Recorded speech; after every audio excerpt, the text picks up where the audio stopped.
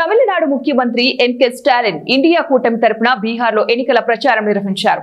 BJP నేతృత్వంలోని కేంద్రం ఎన్నికల కమిషన్ను కీలుబొమ్మగా మార్చిందని విమర్శించారు. ఎన్నికలు న్యాయపరమైన రీతిలో జరిగితే రాబోయే బీహార్ అసెంబ్లీ ఎన్నికల్లో ఎన్డీఏ ఓడిపోతుందని ఆయన జోస్యం చెప్పారు. కాంగ్రెస్ అగ్రనేత రాహుల్ గాంధీ నేతృత్వంలో బీహార్లో జరుగుతున్న ఓటర్ అధికార యాత్రలో పాల్గొన్న తమిళనాడు ముఖ్యమంత్రి స్టాలిన్ ముజాఫర్పూర్ లో జరిగిన ర్యాలీలో ప్రసంగించారు.